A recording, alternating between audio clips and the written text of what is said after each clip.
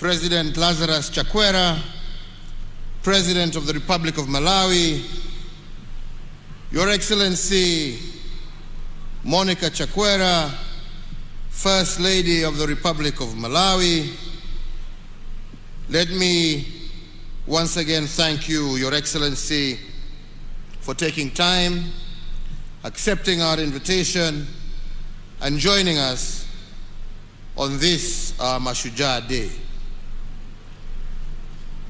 And through you, Your Excellency, the Governor of Kirinyaga, let me also thank, through you, the people of Kirinyaga for your hospitality and indeed the warm welcome that we have received to this beautiful county at the footsteps of Mount Kenya.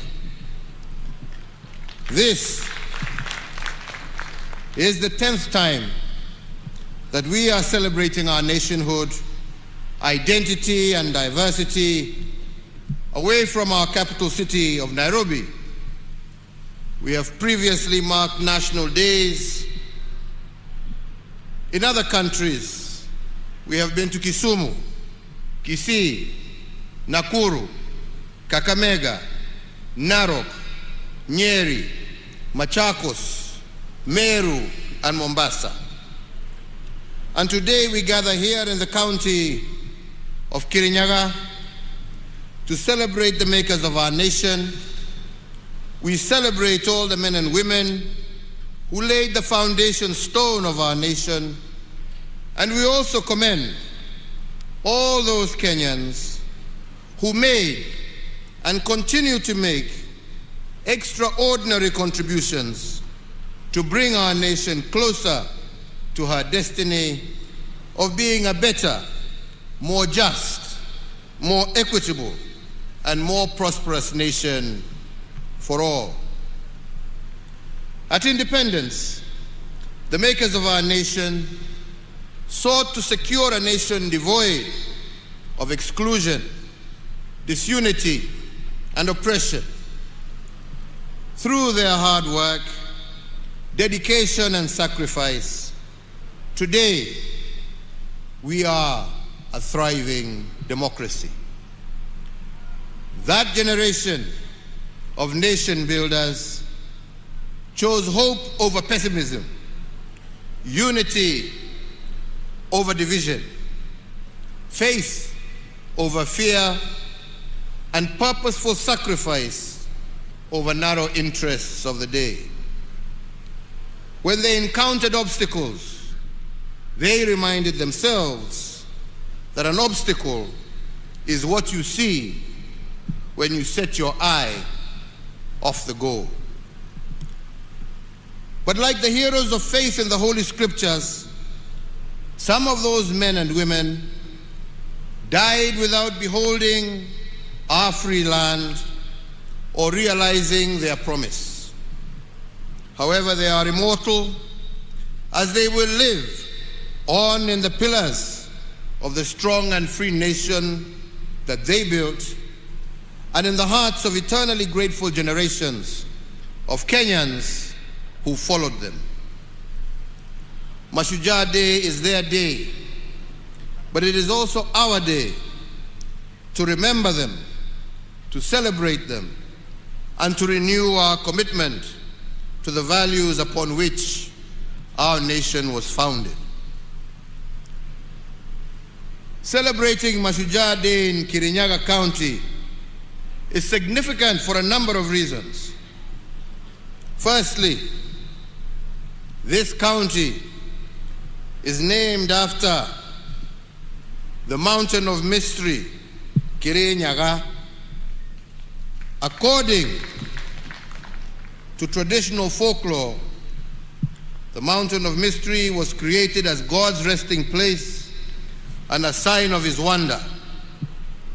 After God created the earth, this is where he is said to have rested to admire his workmanship. This mountain, standing tall, was also not just a place of rest and a shrine for worship, It was also a place of renewal, a place of honest conversation, and a place for bonding and reconciliation. We can also note that celebrating Mashujaa Day in Kirinyaga County has a second historical significance, since this county bears the name of this great mountain, and so too our nation. According again to folklore, the naming came from one of the pioneer heroes called Chief Kivoi wa Mwendwa, born 240 years ago in 1780. One of the early colonizers who befriended Chief Kivoi was Dr. Ludwig Krapf, a German missionary from the Anglican Church Missionary Society. And on December 3rd of 1849, Chief Kivoi brought Dr. Krapf to Kirinyaga to behold this mountain of mystery. And when asked through an interpreter what the name of the mountain was, Chief Kivoi told the white fellow that the name of the mountain was Kenya.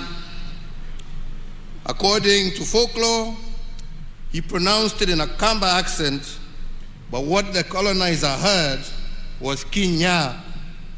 And from this conversation, the name of our nation, Kenya, was born 200 years ago.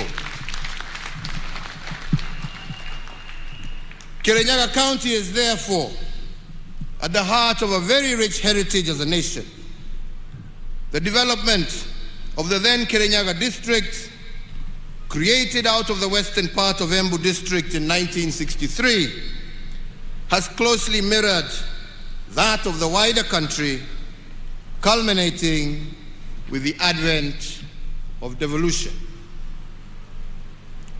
The 20th of October is a significant date in our history because in 1952, this was the day that a state of emergency was declared on our land by the colonizers, and hundreds of our founding fathers were arrested.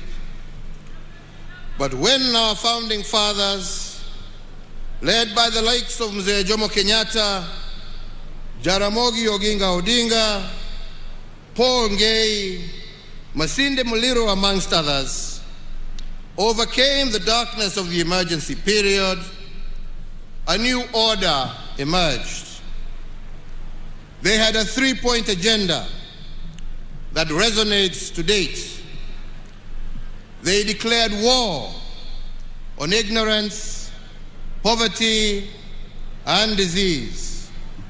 And today that war is still on. It is a war we have inherited, and a war that shall also bestow on future generations. The commitment, as declared by our forefathers, is a sacred obligation today, and it is so from one generation to the next. Mzee Jomo Kenyatta, representing the founding fathers, had this to say on the task at hand. And he said, and I quote, that our children will learn about the heroes of the past, but our task is to make ourselves the architects of the future. This is a challenge he posed not only to his generation, but to all Kenyan generations to come. Each generation must not focus only on past heroism, but it must also continuously strive to be the architects of their own brighter future. For us to become architects of the future, we must begin by protecting what was left behind to us by the heroes who liberated this country, and in particular, we were charged with a great responsibility of taking care of our territorial integrity. Since the dawn of our republic, on many occasions, we have experienced territorial aggressions to the sanctity of our borders. Some have been driven from within and others from without. But the message of our founding fathers to these aggressors was simple: not an inch less, not an inch more. And this is the message that must reverberate across the collective quarters that are bent on annexing any part of the territory known as the Republic of Kenya. The resolve of our founding fathers rings as true today as it did then. Not an inch less, not an inch more. And we as Kenyans say this because we are a nation content with our country's bounty and also content with the splendor within our borders. So, fellow Kenyans, the transformation of our security sector has without doubt been one of the most significant endeavors of my administration. We continue to add new arrows in the quiver of our national security by retooling the resources and capacity of our security agencies.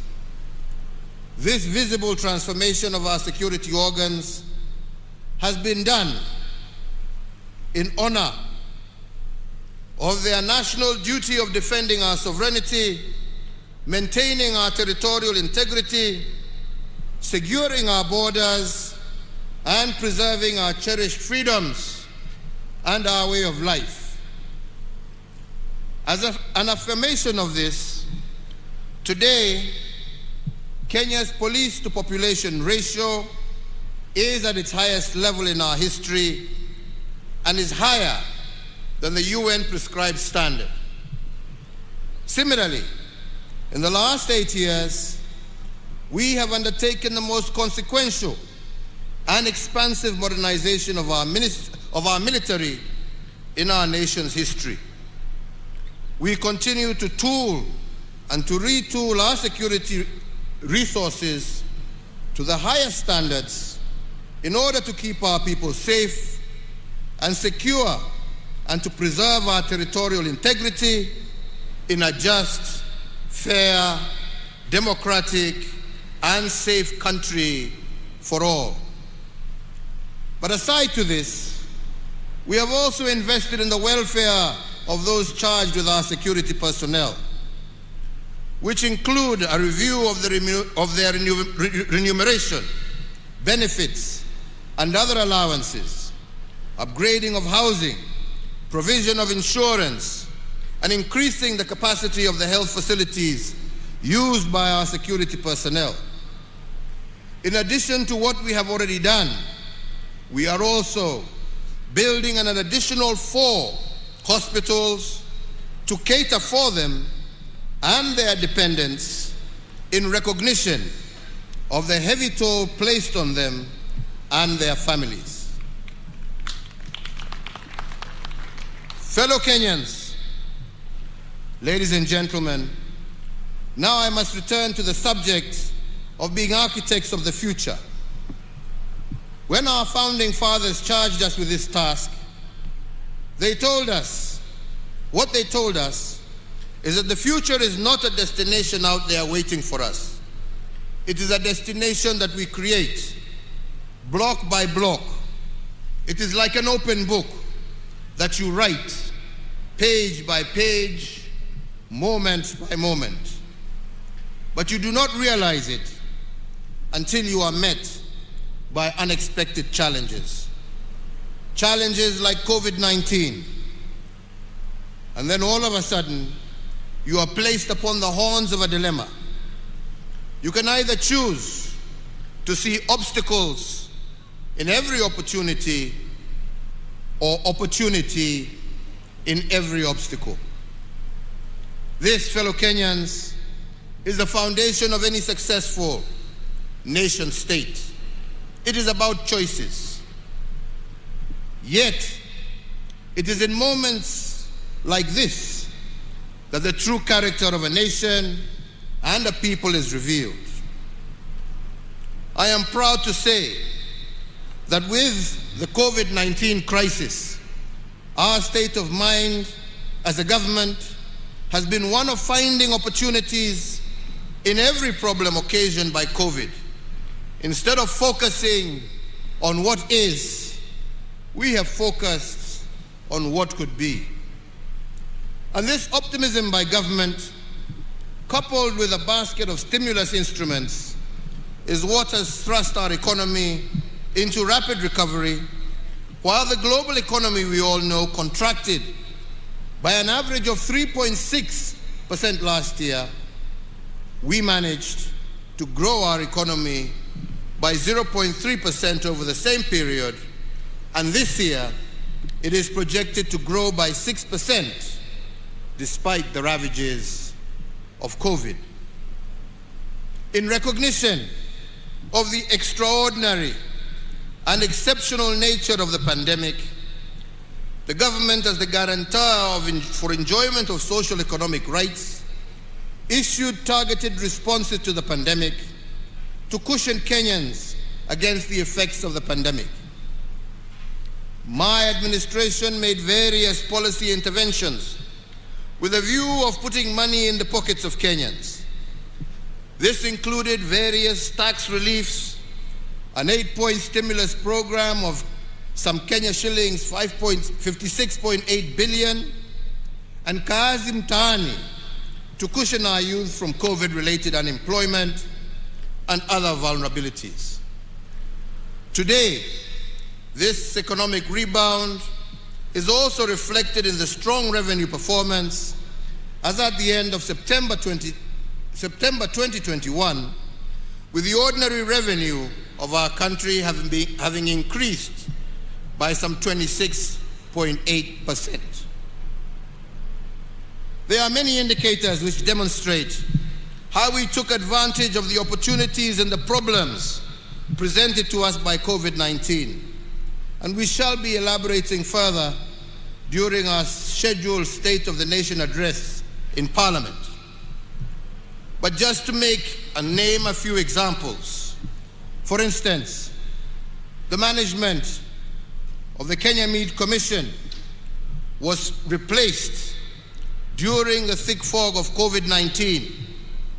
The Department of Defense took 1 year to refurbish the commission and reopened it in April of this year. I am happy to note that in the 6 months, KMC got out of debt and increased the number of head of cattle processed a day from 8 to 185, 23 times what the old KMC used to process. Today, KMC is paying farmers within 72 hours for livestock delivered at a rate of Kenya shillings 185 per kilo for cattle.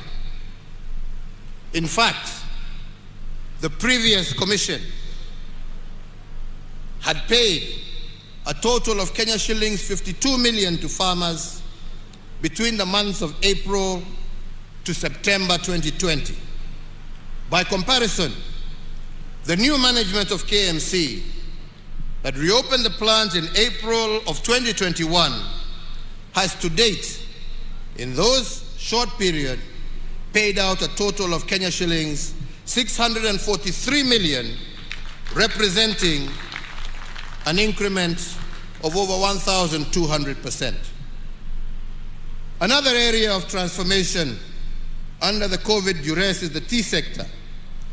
And the story of our tea sector is one that must be told. This sector has been the predatory grounds for cartels for many decades.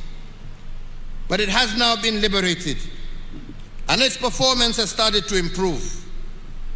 On account of the reform measures implemented by my administration, the price of Kenyan tea has increased by 42% in the last 1 year alone, and the minimum auction price of tea now stands at $3 per kilo, the highest price on record for the last 5 years. Indeed, it is expected that our tea farmers will receive a healthy bonus at the end of June 2022, signaling a return to the good old days of Chai Bora, Pesa Bora. In the coffee sector, again, I am pleased to report that the determined efforts of our government to root out corrupt cooperatives that have been predating on our coffee farmers have borne fruit. The revitalization of the new KPCU by government has brought healthy competition into the coffee milling activities.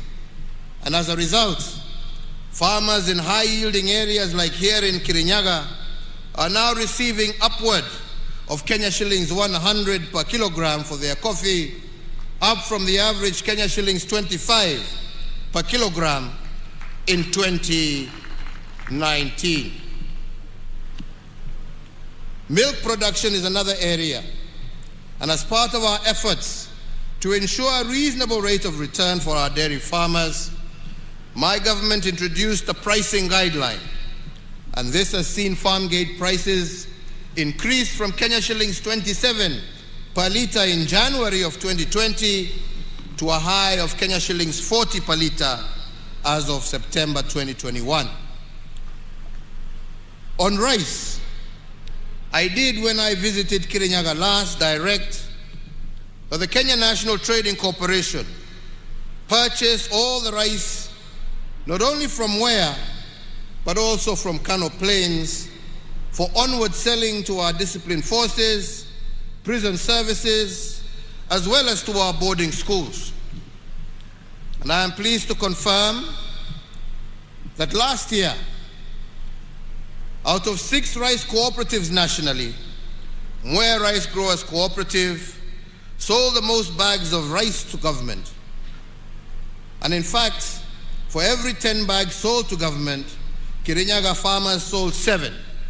And out of this, they realized a total revenue of over 1 billion Kenya shillings. And in order to promote our rice farmers, I did direct the Ministry of Agriculture to secure the continued purchase of the upcoming crop so that we can maintain and continue this transformation. But ladies and gentlemen, it is the transformation of our health sector that is probably the most phenomenal testimonies of how we transformed COVID obstacles into opportunities that expanded our health facilities. In Nairobi alone, we have constructed over the period and operationalized 15 level 2 and 3 hospitals in various informal settlements through the Nairobi Metropolitan Service. And there are another 15 currently under construction. One of the unintended benefits of the pandemic is that we have increased, as a country, our ICU capacity by an impressive 502%, from 180 to 651 ICU-ready beds across the country. And similarly, our total hospital bed capacity as a country has increased by 47%, from 56,069 in the year 2013 to the current figure of 82,291 hospital beds spread throughout the country. During the COVID-19 pandemic, we have improved our oxygen generation capacity in all our public health facilities, from 3 million liters per day in March of 2020 to 32 million liters per day in October of 2021. We have further increased the number of reference laboratories that can test for notifiable diseases of international concern and public health importance from one single laboratory in March of 2020 at the beginning of the pandemic to what we have today, which stands at 95. Fellow Kenyans, I just wish to remind you that at the beginning of the pandemic last year, we used to ship our samples for testing in South Africa, and the result turnaround time would be anything up to 5 days onwards. Today, we have our own capacity. These strategic diagnostic investments have strengthened the country's healthcare system, especially in response to the COVID-19 pandemic, and will propel us faster towards the attainment of universal health coverage and fortify our country's preparedness for future global health security challenges. The health workforce is a key pillar of every healthcare system, yet many times it turns out to be the weakest link, typically seen as a cost driver instead of an area for public and private investment in health service provision.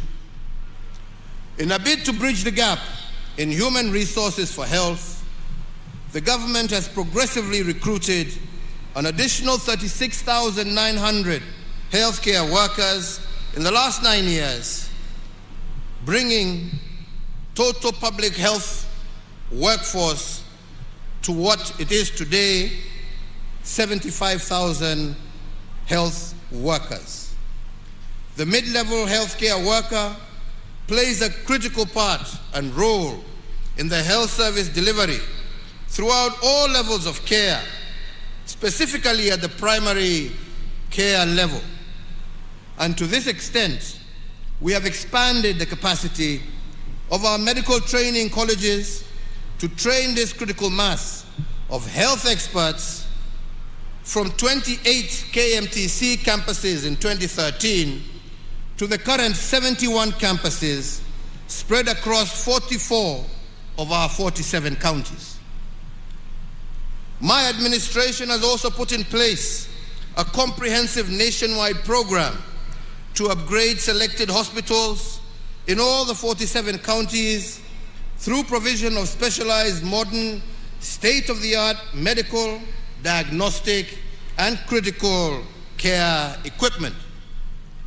Through the Managed Equipment Services project, whose objective was to improve access to quality specialized healthcare services throughout our country.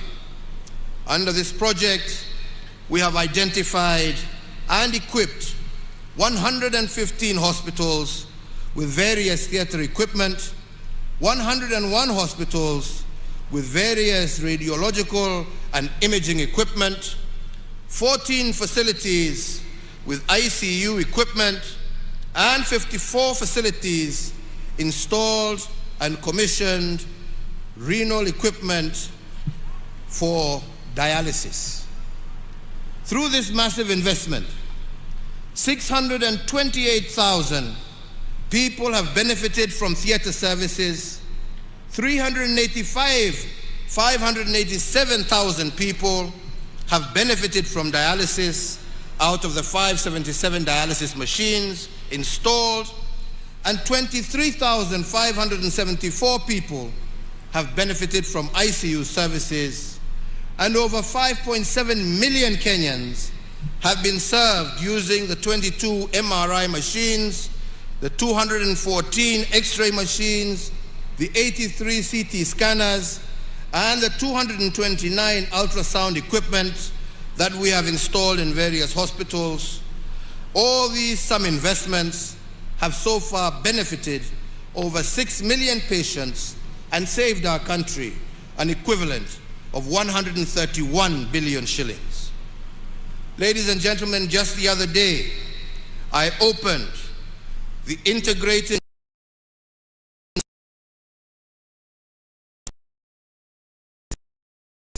is not just a first for Kenya, but for our entire sub-region. As a result, many of our citizens suffering from cancer will now have the benefit of early detection, leading to early treatment and cure, thus saving many lives. This, in addition to the millions of shillings that families who would have been forced to travel abroad seeking treatment for their loved ones will now save. 3 other areas have thrived despite the COVID dispensation. The first one is our robust infrastructure development.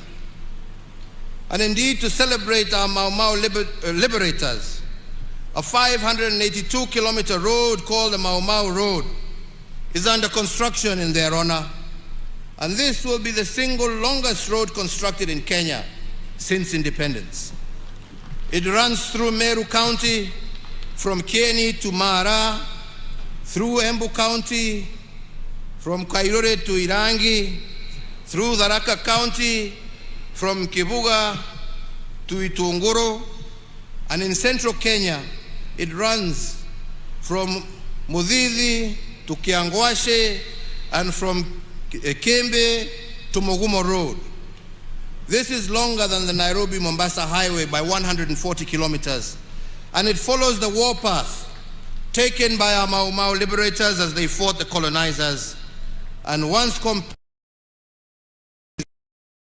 roads will be able to connect to various parts of the country without necessarily having to pass through Nairobi.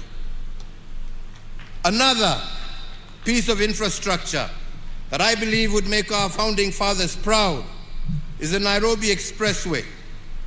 This is the largest expressway in Africa, stretching a total of 27 kilometers, running from Mulolongo in Machakos County to Rironi in Kiambu County. And from Rironi, plans are underway for another dual carriage that will soon be launched that shall run all the way to Mau Summit, traversing the Rift Valley. In total, we have had 7,991 kilometers of new tarmac road with an additional 4,800 kilometers currently under construction.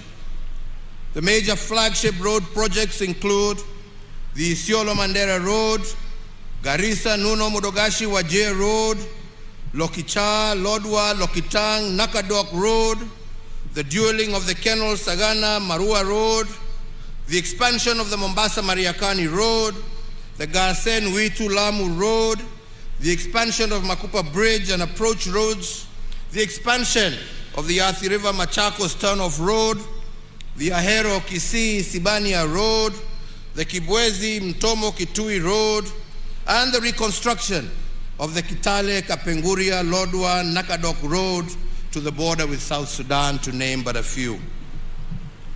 The second area that has also thrived during the last 2 years is the digitization of our economy as a measure of improved governance. In keeping with being architects of their own future, young people drawn from all over the Republic are the driving force behind seminal programs that will revolutionize the way we conduct business in our country. This is a project that has been dearest to my heart, especially in being blessed with the opportunity of engaging and working and seeing the potential of our young men and women when given an opportunity. I will elaborate on this on another occasion, but today permit me to focus primarily on the land sector. For 125 years, our land registry was manually managed and very messy. In fact, some of this mess was deliberate, engineered to facilitate land theft and corruption. But with the help of this youth-led team, we have begun the process of digitizing the land registry.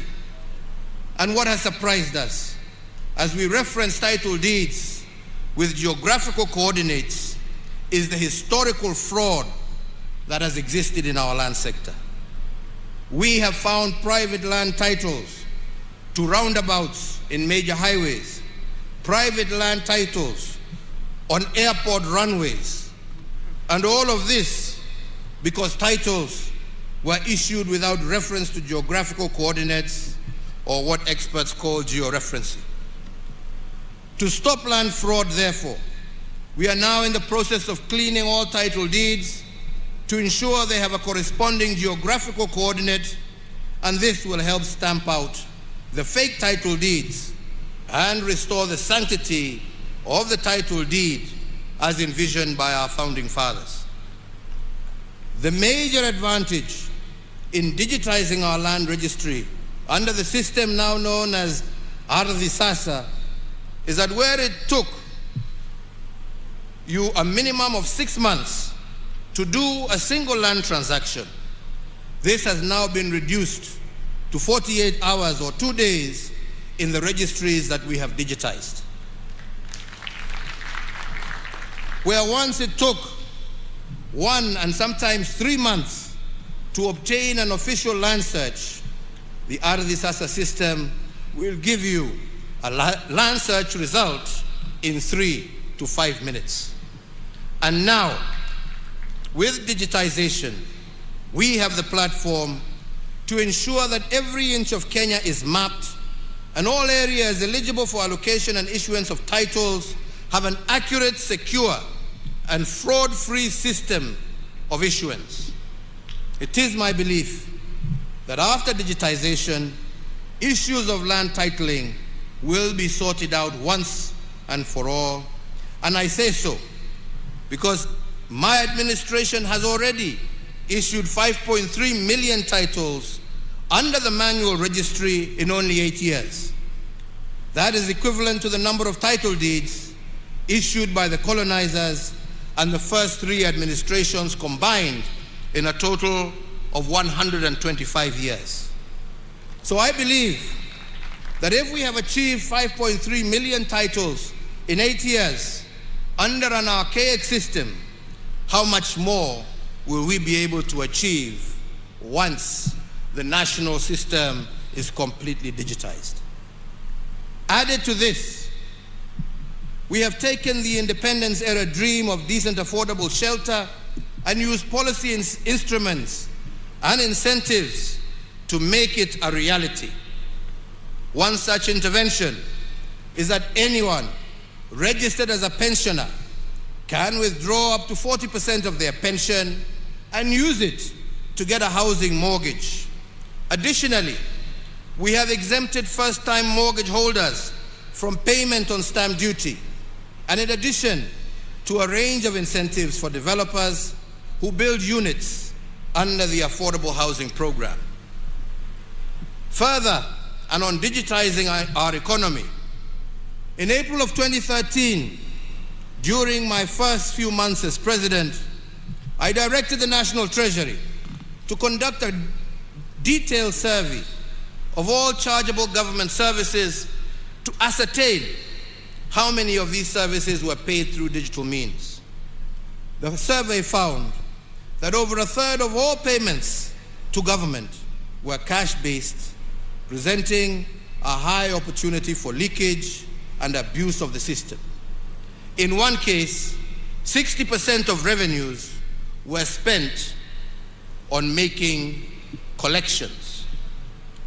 By launching the e-Citizen platform in August of 2014, 350 government services have now been migrated to the e-Citizen platform.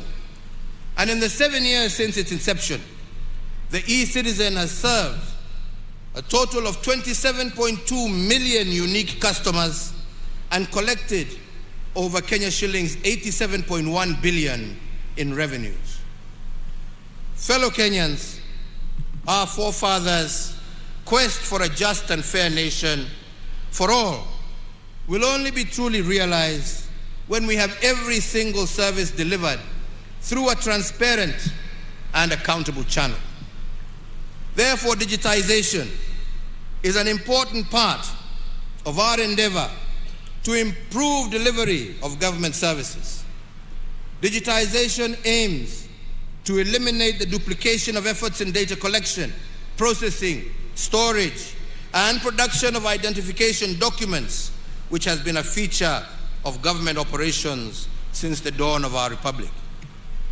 Our policy interventions will also enhance the security of the current ID card through the implementation of a microchip electronic identity card that mitigates against emerging security threats such as identity theft, fraud in financial transactions, and the creation of false identities that are utilized in terrorism and other major crimes. This improved identity card will also be used as a secure travel document within the East African region.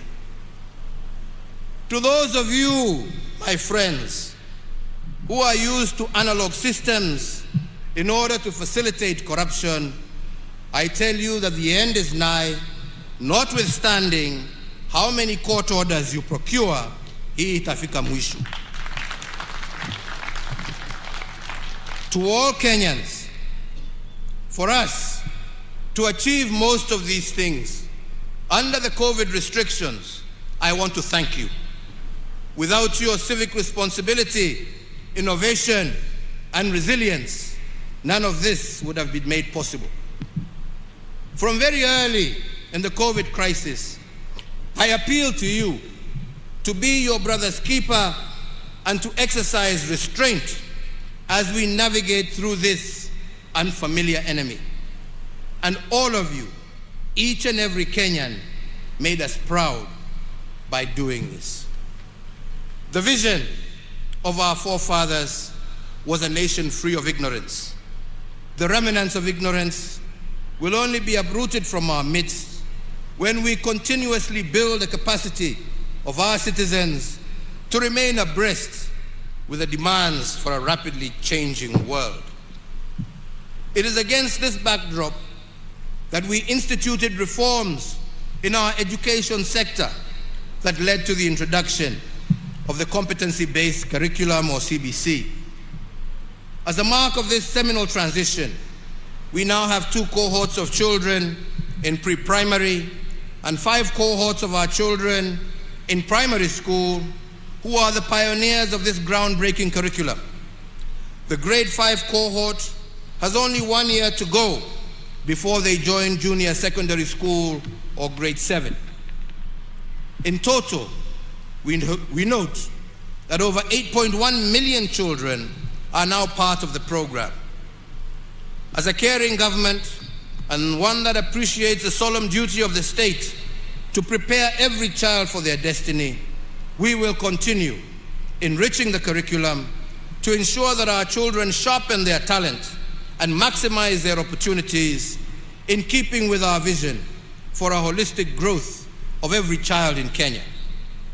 And to ensure that we adequately prepare the country for the next phase of CBC, which is the junior high school, and to further facilitate the 100% transition from primary to secondary, I hereby order and direct as follows: that the Ministry of Education, jointly with the Ministry of Interior and the National Treasury, shall establish a framework for the construction of over 10,000 classrooms needed to provide the additional learning space for the 1 million new students set to join junior secondary. That the National Treasury engages Parliament to appropriate 8 billion shillings towards the construction of classrooms, and that the construction of these classrooms be undertaken by local contractors within the vicinity of each school so as to provide further stimulus to local economy, and that the payments for the construction of the said classrooms be remitted directly to the contractors in their respective sub-counties. This initiative will tap into the skilled manpower within the counties, empowering locals with enhanced economic opportunity. And fellow Kenyans, To address the gap of the remaining 10,000 classrooms across the country, I call upon all members of the National Assembly to stand together in solidarity with our children by prioritizing allocation of the CDF towards school infrastructure. The timely program provides additional momentum to my administration's prioritization that no child is left behind in the transition from primary to secondary school. Ladies and gentlemen, as we continue to build back better, we are witnessing recovery in the economy, with its rebound being attested by all leading economic indicators. They all point to a stronger economic recovery beginning in the present year. This rebound is a result of the gradual reopening of our economy, especially the service sector, coupled with stronger global demand. This recovery is reflected, as I said earlier, in the strong revenue performance for the quarter ending September 2021, which saw our ordinary revenue increase by 25.8% and amounted to Kenya shillings 441.8 billion, amounting to a collection of Kenya shillings 17 billion above the target that had been set. The first and second stimulus packages were designed by my government to ensure that our economy would endure the shocks occasioned by the lockdown measures implemented in the early stages of the COVID-19 pandemic. With significant progress registered in the containment of COVID-19, I believe it is now time to shift our focus from survival to coexisting with the disease. And in that regard, my administration will be rolling out the third financial stimulus program designed to accelerate the pace of our economic growth and to sustain the gains that we have already made. I announce, therefore, that effective the 1st of November 2021, new stimulus programs targeting the key productive and service sectors in 13 strategic interventions that cover agriculture, health, education, drought response, policy, infrastructure, financial inclusion, energy, and environmental conservation. The first intervention is the tea subsector. To safeguard the gains made by the tea subsector, the National Treasury will allocate 1 billion shillings to support the fertilizer subsidy for our small-scale tea farmers. The second intervention is in the sugar subsector.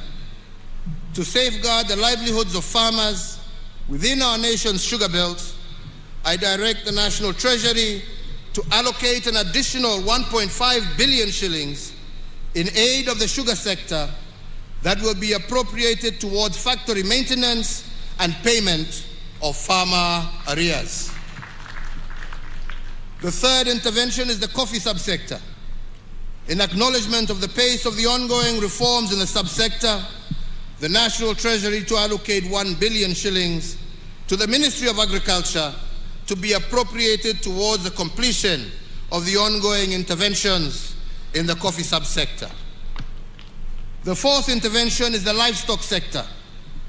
Noting the effects of the ongoing drought situation, the National Treasury to allocate 1.5 billion to support the communities affected by the ongoing drought, especially in our ASAL counties, as part of our national livestock offtake program. The fifth, also applying to the livestock sector, and in order to secure a reduction in the prices of animal feeds, I direct the Cabinet Secretary for Agriculture, jointly with the National Treasury, to issue within 7 days a framework that will facilitate the reduction of the cost of animal and chicken feeds. The sixth intervention is in education. As I have said earlier, and noting the success of our administration's policy on 100% transition from primary to secondary education, Kenya shillings 8 billion to the Ministry of Education for the KBC Infrastructure Expansion Program. The seventh intervention is in health, and to ensure access to medical coverage across our nation, and as part of our universal health coverage program, the Ministry of Health will move with speed to establish an additional 50 new level 3 hospitals to be situated in non-covered areas and densely populated areas across our nation.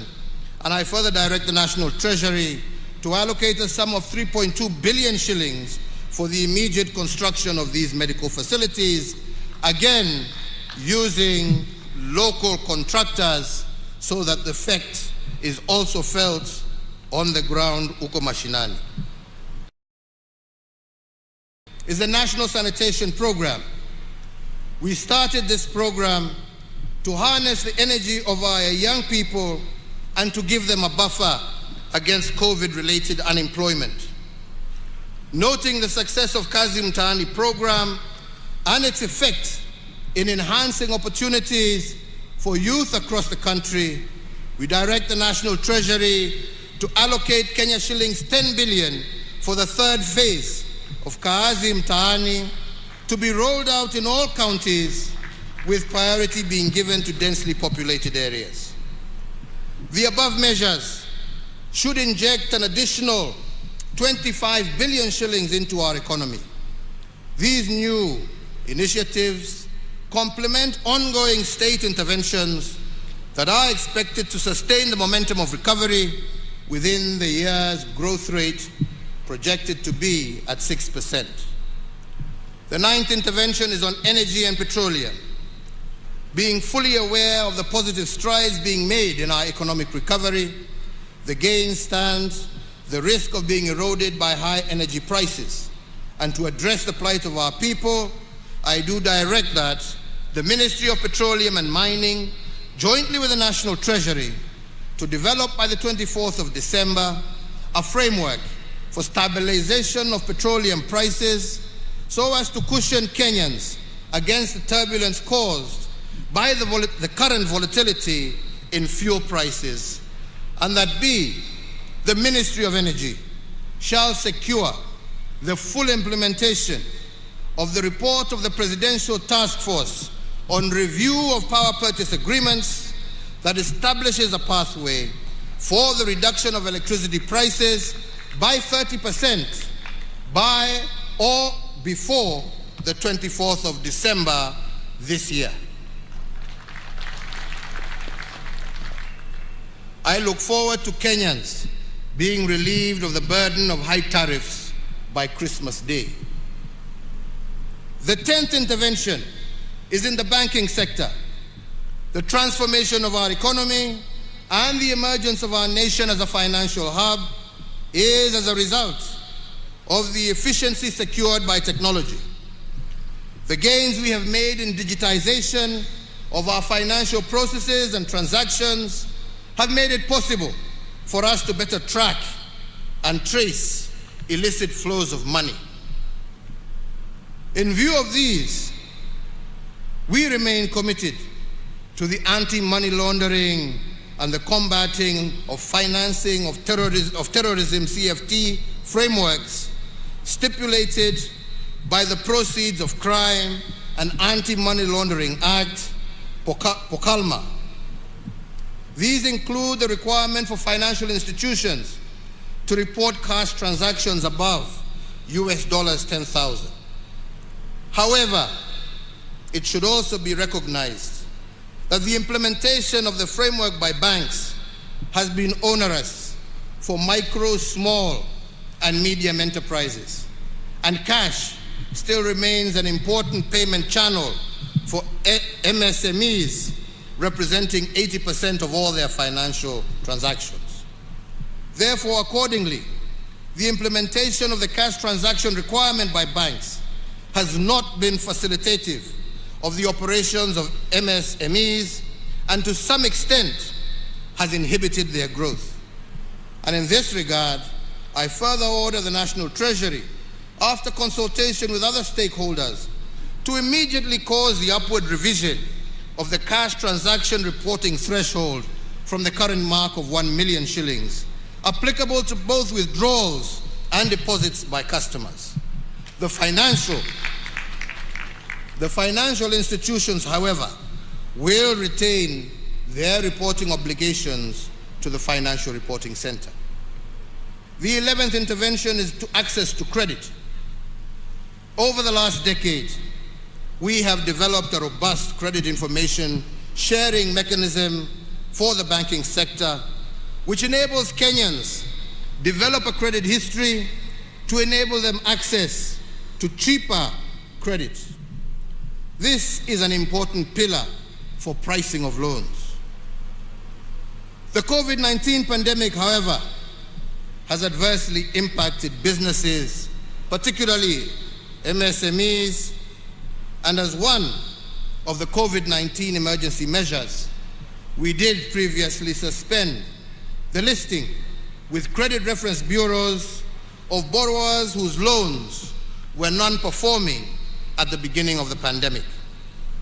This suspension lasted for 6 months, from April to September of 2020, and provided relief, particularly to medium, small, and micro enterprises during the pandemic period.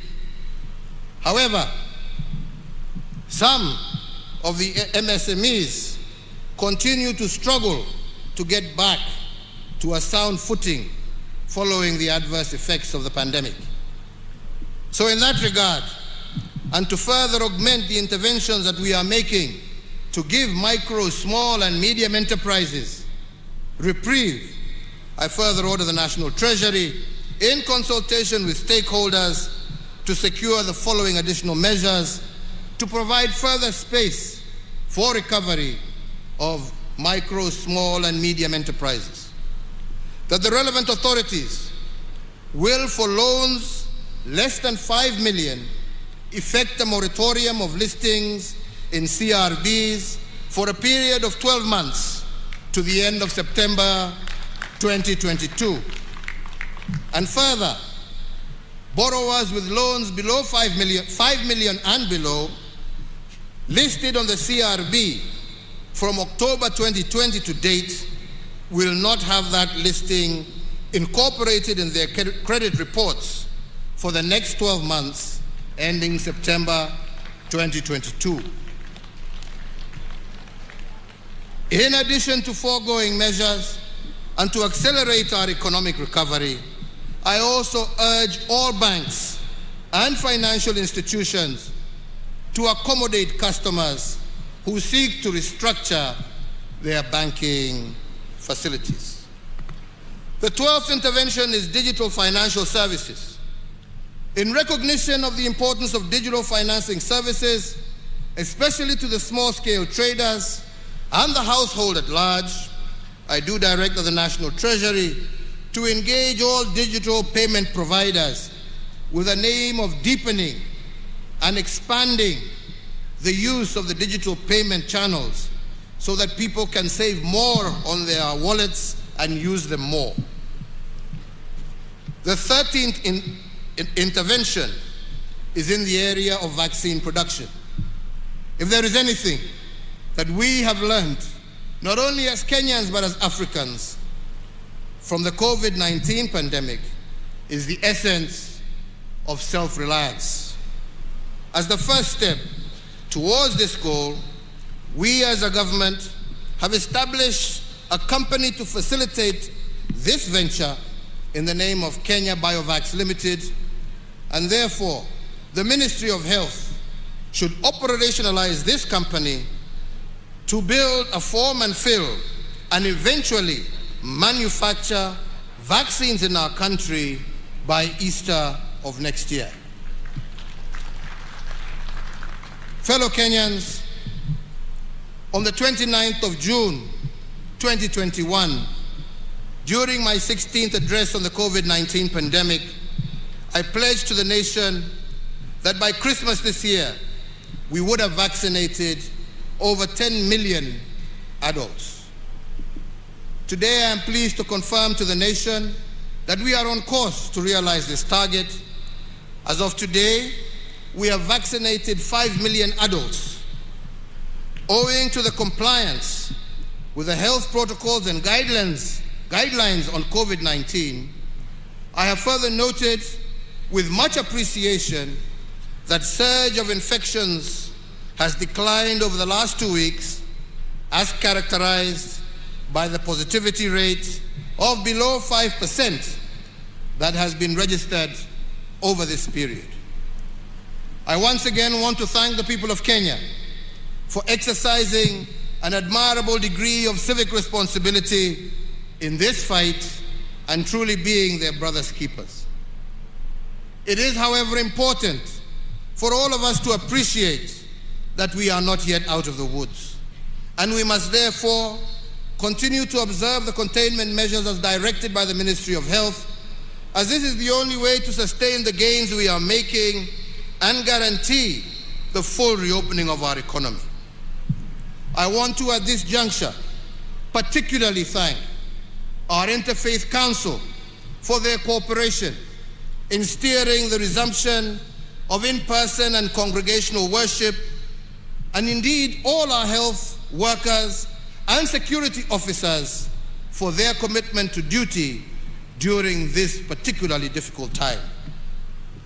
So, fellow Kenyans, the National Emergency Response Committee on COVID-19 and the National Security Council have continued to monitor the evolution of the disease situation within our borders.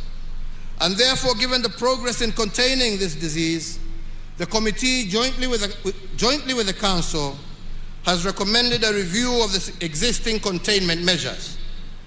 Accordingly, the number of persons gathering for in-person worship is now reviewed upwards from 1/3 of the congregants to 2/3, provided they adhere to all the health protocols. In the same regard, and by the authority vested in me as President, I hereby order and direct that the nationwide dusk to dawn curfew that has been in effect from the 27th of March 2020 be and is hereby vacated with immediate effect. Asante sana, God bless you, and God bless Kenya. Asanteni sana.